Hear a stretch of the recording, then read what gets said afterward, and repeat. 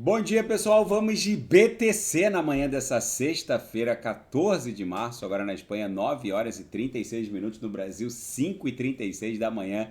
Gente, a BTC, de forma um pouco errática, segue dando vigência a uma canaleta virtual de alta que está levando ela paulatinamente para o patamar da VWAP mensal, lá em 87 mil dólares. Vocês vejam que, de uma maneira geral, aqui no 4 horas, ancorado pela banda de VWAP mensal, a gente segue dando vigência a uma sequência de fundos ascendentes e topos ascendentes. Então eu não me assustaria se na próxima pernada a BTC buscasse 87 mil dólares. Agora, se eu pular para o diário, vocês vão perceber que a gente já testou de baixo para cima a MM200 uma, duas, três vezes. Não esperem um quarto teste da média móvel de 200 períodos de baixo para cima. Do mesmo jeito que a MM200 representou um poderosíssimo suporte, testado três vezes e acabou rompendo, acabou perdendo, agora antigos suportes que foram perdidos se transformam em resistências. Não esperem uma quarta tentativa, porque a BTC pode facilmente avançar para um patamar ali próximo de 90, 91, dando vigência à aresta superior dessa virtual cunha triangularizada que ela parece que está desenhando no diário. É muito provável que a BTC exploda para 90, 91, depois caia de novo para 86, 87. E aí, meus amigos, isso aqui facilmente vai acabar redundando numa explosão que vai fazer a BTC retornar para dentro dessa macro congestão aqui. Aí eu não me assustaria se ela desse um Sputnik até 108, 109. Meus amigos, vocês precisam entender o que está acontecendo. Se a gente pular para o gráfico, agora eu vou pular para o gráfico semanal da BTC, porque todo esse frenesi do mercado em termos correcionais, o mercado ele sempre olha para o futuro. O que está acontecendo agora, neste exato momento, com o Nasdaq, com a própria... que a BTC hoje se comporta como um ativo da Nasdaq, porque já é... A BTC mede o interesse global por forças computacionais descentralizadas. Uma Nvidia, o market cap da BTC está lá em quase 2 trilhões, uma Nvidia que vale 4 tri, uma Microsoft que vale 3 tri, a Nvidia recuou um pouco, vale um pouco mais de 3 tri por causa dessa corretiva, uma Microsoft que vale quase 3 tri, elas medem o interesse global por forças computacionais centralizadas. Não se enganem. A Nvidia ela não pode derreter, a Nasdaq ela não pode derreter muito mais do que ela derreteu por um motivo muito simples. Basicamente ela está dando vigência ao padrão correcional das últimas correções. A Nasdaq corrige hoje em torno de 15, 16% e depois volta a pauleira para cima. Por que isso, Renato? Porque esse índice que mede o market cap das grandes ações de tecnologia basicamente tem que guardar a proporcionalidade dimensional com o endividamento público norte-americano. E como o mercado olha para o futuro, basicamente o mercado ele já está precificando uma potencial recessão nos Estados Unidos. Só que o mercado o preço das ações volta a se expandir depois que eles entendem que aquele platô de recessão também já vai ter sido virtualmente atingido no futuro. Não sei se vocês estão entendendo, quando a recessão em si chegar, o mercado já vai estar se expandindo, as bolsas já estarão precificando o futuro crescimento de uma futura retomada que nem começou, ou seja, o mercado sempre olha para frente. O que está acontecendo agora? Essa guerra tarifária do Trump, que é uma guerra fake, porque da mesma maneira que ele aumenta as tarifas, lá na frente ele vai reduzir. Ele está criando condições para o Fed derrubar a taxa básica de juros para eles poderem enrolar esses 9 trilhões de dólares em endividamento.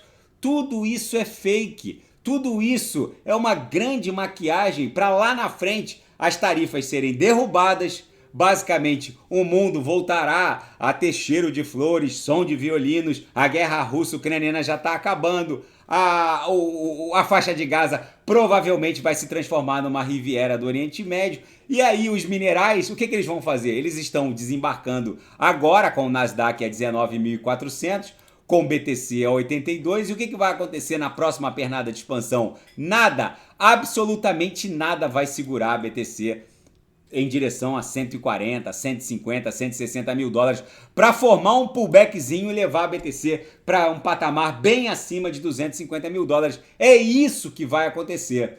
Na seara fática, saídas de Ethers, de ETH, das exchanges, bateu um novo recorde, 1,8 bi na semana passada. É o que eu estou falando. Enquanto os minerais estão desembarcando, estão vendendo as suas ETHs, as suas Solanas, as suas BTCs, basicamente grandes carteiras seguem acumulando. As baleias estão acumulando, gente. Isso que vocês precisam entender. Quem está se desfazendo do seu próprio patrimônio cripto é a sardinhada. A BTC está dando vigência aqui no gráfico de 4 horas, ancorado pela banda de VWAP mensal, a uma belíssima canaleta virtual de alta que agora só vai descansar ali no patamar de 86, 87 para formar um pullbackzinho aqui na VWAP mensal. Depois a BTC vai explodir para o patamar da VWAP anual, que está lá em 97 mil dólares. A sardinhada, ela basicamente está entregando o seu patrimônio cripto para os baleias. Quem não sabe o que comprar, é só clicar no link abaixo, Gemas Altcoin Alert.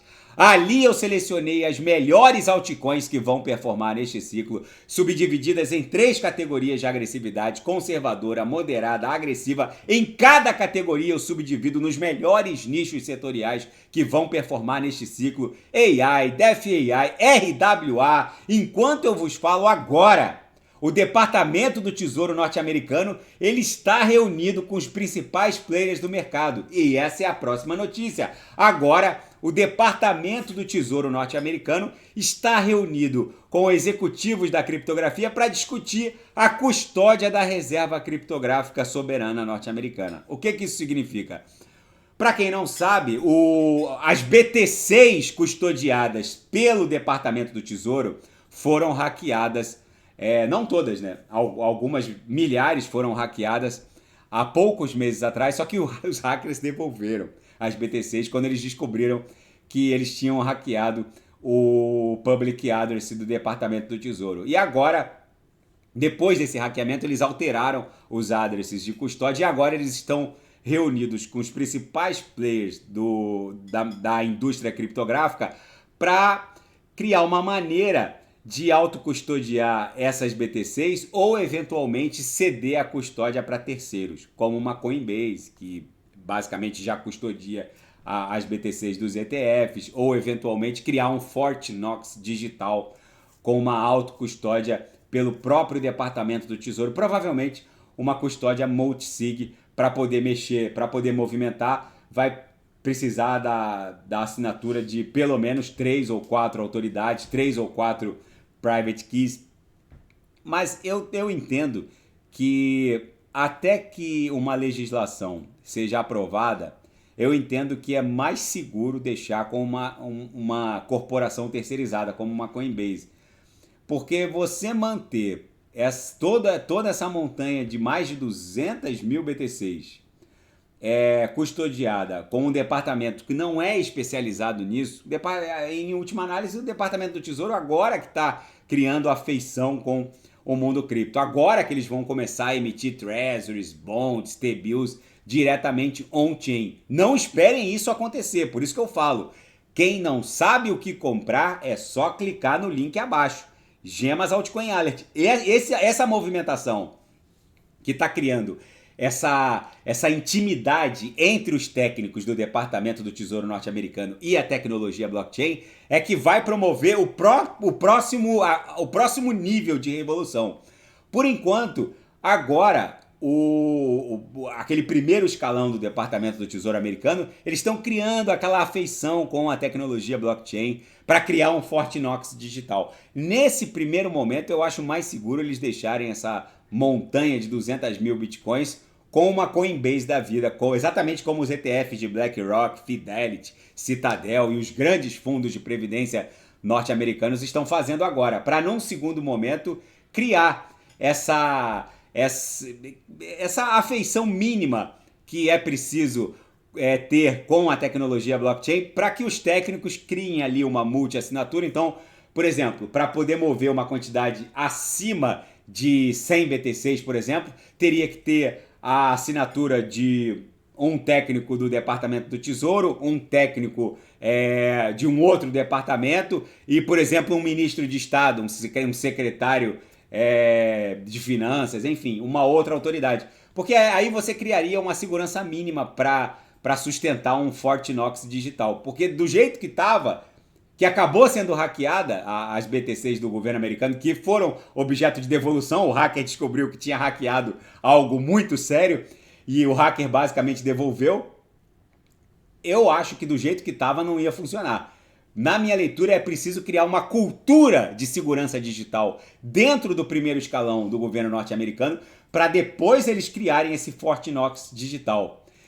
E executivos da indústria criptográfica dizem que a estreia dos futuros de Solana na Bolsa de Mercadorias de Futuros de Chicago é uma primeira sinalização de que a SEC vai aprovar os ETFs de Solana no mercado à vista.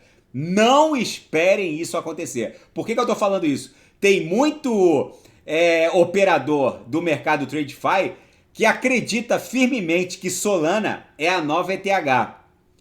E eles acham que o preço da ETH, por todos os gargalos, percalços, estaria ainda muito alto e tem muita gente disposta a investir num ETF de Solana no mercado à vista e não tem tanto apetite assim para investir num ETF de ETH no mercado à vista. Tanto é que o ETF de ETH não performou muito bem, como performou, por exemplo, o ETF de BTC.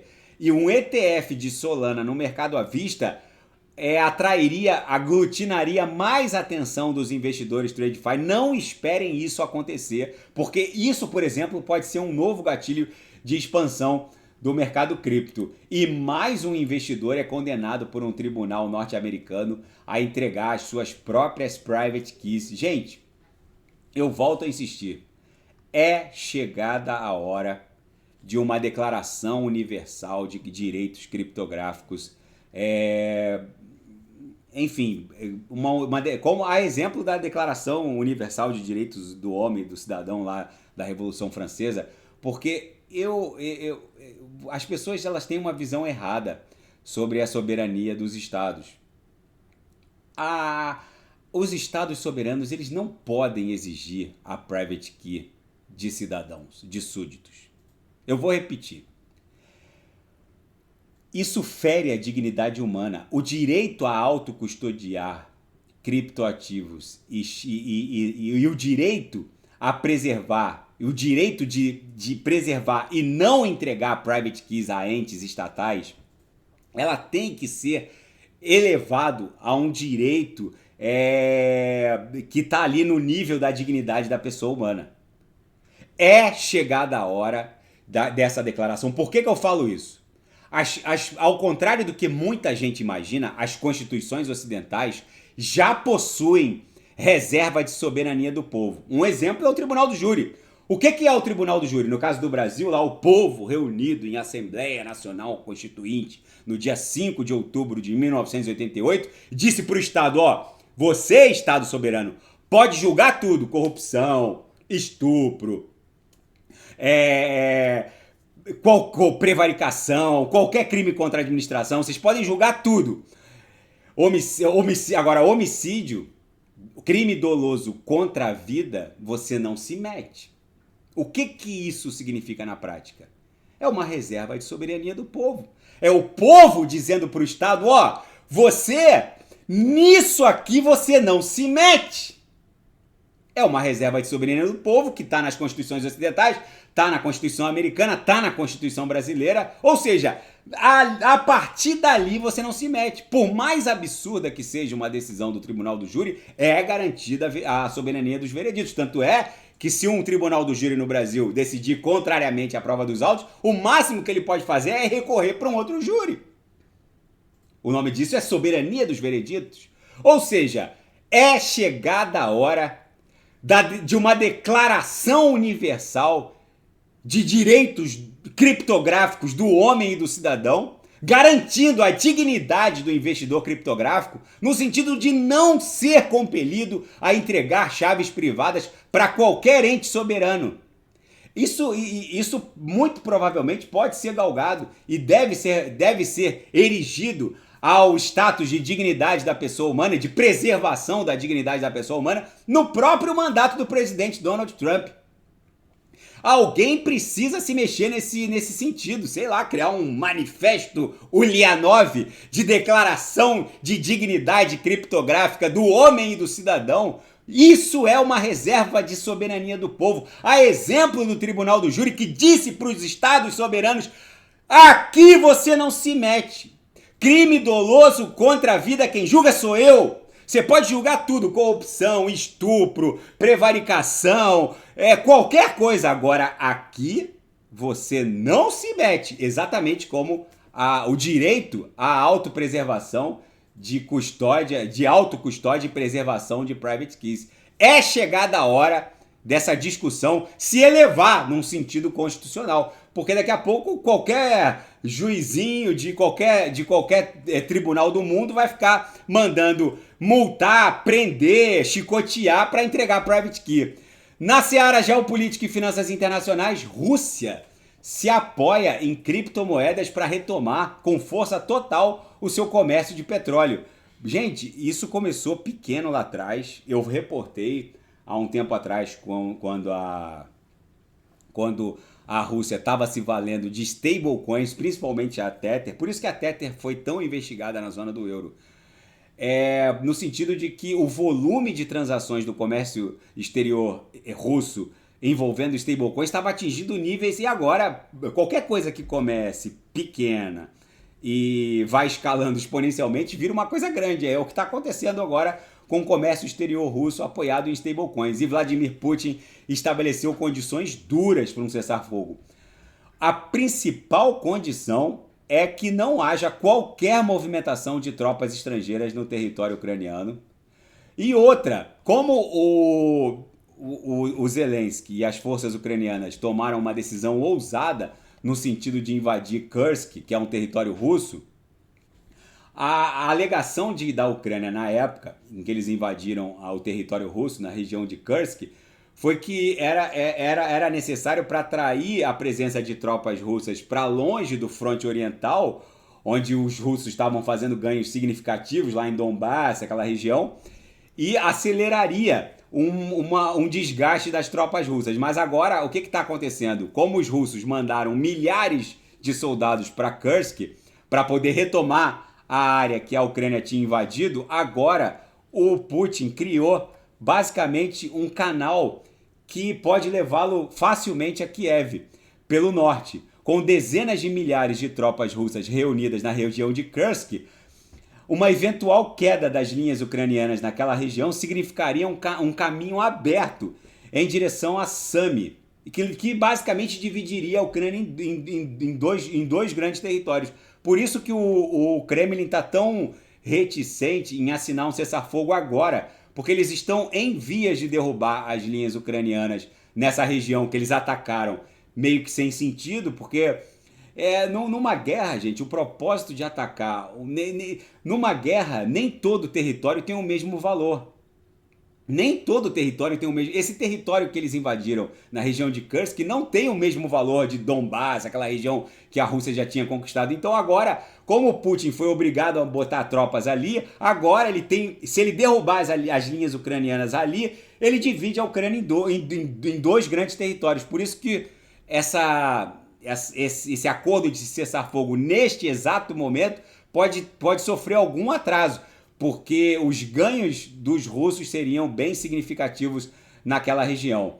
Gente, nesse cenário apocalíptico Mad Max, eu ficaria embarcado na BTC. Não esperem a Bitcoin estressar a MM200 novamente na região de 84 mil dólares, porque agora ela não vai encontrar tanta ordem de venda assim, porque já é o primeiro, segundo, terceiro, seria o quarto teste de baixo para cima contra a MM200. E se furar, a BTC só vai parar em 91.